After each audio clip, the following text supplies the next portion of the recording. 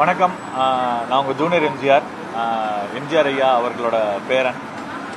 ராமவரம் தோட்டத்தில் தான் இருக்கேன். ஸோ இவ்வளோ நாள் வந்து ஏடிஎம்கேல வந்து மாநில இளைஞர் அணி இணைச் செயலராக இருந்தேன். ஸோ எப்போ வந்து நம்ம தளபதி டிவிக்கு ஆரம்பித்தாரோ அப்போவே வந்து நாங்கள் எல்லாருமே நிறைய பேர் வந்து இளைஞர்கள் எல்லாருமே வந்து டிவிக்கில் ஜாயின் பண்ணிட்டோம். அண்ட் இன்னைக்கு ஏன் இங்கே வந்திருக்கேன் அப்படின்னா வந்து ஒரு மரியாதை நிமித்தமாக வந்து எல்லா மினிஸ்டர்ஸ் எல்லாரையும் வந்து பார்த்துட்டு ஒரு கங்க்ராச்சுலேட் பண்ணிட்டு வரலான்னு.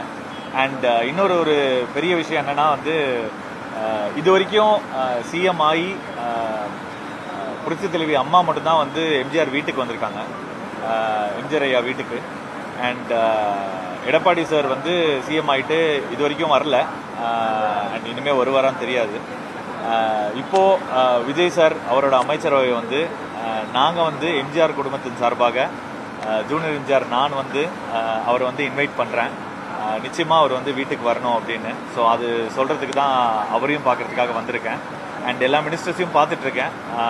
இன்னும் சில மினிஸ்டர்ஸ் எல்லாமே பிஸியாக இருக்காங்க. ஏன்னா இப்போ தான் வந்து ஒரு 15-20 நாள் ஆச்சு. ஸோ நிறைய பேர் சொல்கிறாங்க இந்த மாதிரி வந்து இந்த 15 நாள் 20 நாளில் வந்து இவ்வளோ நடந்துருச்சு, என்ன பண்ணீங்க அப்படின்னு கேட்குறாங்க. 15-20 நாள் தான் ஆச்சு. இன்னும் நிறைய வேலைகள் இருக்குது, நிறைய வேலைப்பாடுகள் இருக்குது, சிறப்பாக செஞ்சிட்ருக்காங்க. அண்ட் இந்த ஆட்சி வந்து நிச்சயமாக தளபதி ஆட்சி வந்து மீண்டும் மீண்டும் இன்னும் ஒரு 25 வருஷத்துக்கு நிச்சயமாக இது நிலைக்கும்னு நினைக்கிறேன். அண்ட் கன்ஃபார்மாக இது நிலைக்கும். ஏன்னா வந்து அவ்வளோ பேர் வந்து அவ்வளோ பேசுனாங்க எலெக்ஷன் டைமில். இது ஒரு டீமே கிடையாது, நிறைய பேர் வந்து இளைஞர்கள்லாம் அவர் நடிகர்னால கூட்டம் வருது அப்படின்னாங்க. அந்த கூட்டத்தை எல்லாத்தையும் ஓட்டாக மாற்றினாரு, ஓட்டாக மாற்றி அங்கே சேரில் உட்காந்துருக்காரு. ஸோ அதனால் அவர் சாதிச்சிட்டாரு. அண்ட் சாதிச்சிட்டோன்னு எங்களுக்கு எப்போ தெரியும், நிறைய பேருக்கு தெரில, இனிமேல் தெரிஞ்சுக்கோங்க. ஸோ அதுதான். ஸோ அதுக்காக தான் இங்கே வந்தது. இல்லை, ஏற்கனவே ஜாயின் பண்ணிட்டேன். ஆனால் உள்ளே வரல. கார்டெலாம் இருக்குது, டிவிக்கு கார்டெலாம் எடுத்து வச்சுருக்கேன் நான். ஸோ வந்து முறையாக பேசிட்டு அதுக்கப்புறம் ஜாயின் பண்ணலான்னு நான் அப்ளை பண்ணி கார்டெலாம் வாங்கிட்டேன். ஆமாம் ஆமாம். இல்லை, ரொம்ப சிறப்பாக இருக்குது. ஏன்னா ஃபர்ஸ்ட் அவர் வந்தோடனே டாஸ்மார்க் 700க்கு மேலே டாஸ்மார்க் மூடிட்டாரு, கிடைக்கவே இல்லை. ஆமாம். அதுக்கப்புறம் வந்து நிறைய பள்ளிகளுக்கு வந்து நிறைய இது சொல்லிட்டு இருக்காரு, ஒரு நிறைய ஆஃபர்ஸ் போட்டுட்டு இருக்காரு. அண்ட் அதே மாதிரி நம்ம இது பார்த்தீங்கன்னா அந்த குவாரிகள், இல்லீகலாக நடக்கிற குவாரிகள் எல்லாமே மூடி இருக்காரு. அண்ட் நிறைய செயல்பாடுகள் பண்ணிட்டு இருக்காரு. ஸோ அது பண்ணும்போது பெண்களுக்கு, முக்கியமாக பெண்களுக்கு வந்து பாதுகாப்பு. ஸோ அதுக்கு தான் சிங்கப்பெண் காவல் படை நியமிச்சிருக்காரு. ஸோ இது வரைக்கும் அப்படி இல்லை, ஆனால் இப்போ அவர் நியமிச்சிருக்காரு.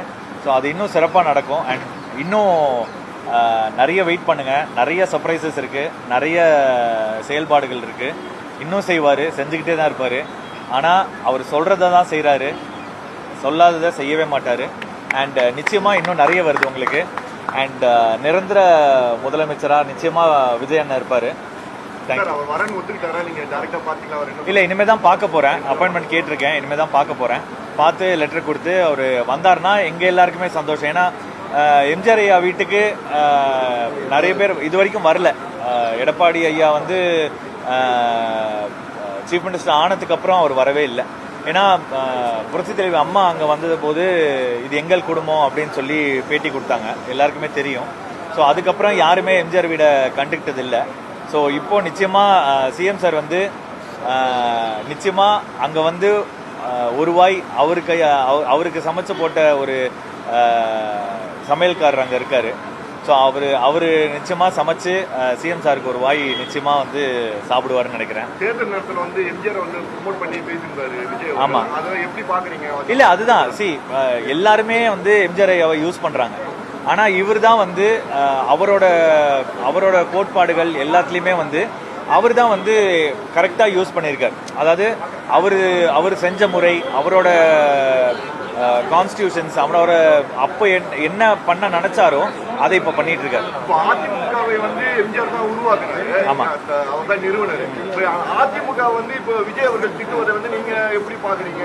இல்ல, எம்ஜிஆர் ஐயா வந்து ஃபர்ஸ்ட் ஒரு ரூல் சொல்லியிருக்காரு. என்னன்னா வந்து என் கட்சி உடையக்கூடாதுன்னு. ஸோ என் கட்சி உடையக்கூடாதுன்னு சொன்னபோது தான் வந்து ஃபஸ்ட்டு 2 பிரிவாக மாறுச்சு. ஒன்று வந்து ரெட்டை புறா, ரெட்டை இலை. ஸோ அப்போ வந்து ஜானகியம்மா வந்து இல்லை, ஆமாம், ரெட்டை புறா சேவல். ஸோ அப்போ ரெண்டுமே வந்து பிரியக்கூடாதுன்னு சொல்லிட்டு ஒன்றா இருக்கணும்னு சொல்லி ஜானகியம்மா வந்து அம்மாவை வந்து புரட்சி தலைவர் அம்மாவை வந்து நடத்த சொன்னாங்க. ஸோ அப்போதுலேருந்து ஒன்றா நடந்த கட்சி, அப்போது அவ்வளோ வலிமை வாய்ந்த கட்சி இப்போது ஃபஸ்ட்டு 2ஆ பிரிஞ்சு, அப்புறம் 3ஆ பிரிஞ்சு, இப்போ எவ்வளோ பிரிவாக பிரிஞ்சுன்னு எனக்கு தெரில. ஏன்னா அங்கங்கே ஒரு ஏடிஎம்கே இருக்குது, அங்கங்கே ஒரு அதிமுக இருக்குது. எல்லாருமே அதிமுகன்றாங்க. ஆனால் ஒரு அதிமுகவும் அப்படி இருந்தால் அது அதிமுக கிடையாது, அது எம்ஜிஆர் ஐயாவோட கட்சி கிடையாது. ஏன்னா கட்சியும் கொடியும் எடப்பாடி ஐயாட்ட இருக்குது. ஸோ அதை வச்சுட்டு மட்டும் நம்ம வந்து எம்ஜிஆர் ஐயாக்காக நம்ம வந்து ஓட்டு போடுறவங்க நிறைய பேர் இருக்காங்க. ஆனால் சிஎம் சார் வந்து இப்போ வந்து விஜய் சார் வந்து அவரோட வழிபாடுக்கு முறையாகவே வந்து அவர் வந்து காப்பாற்றிட்டு இருக்காரு.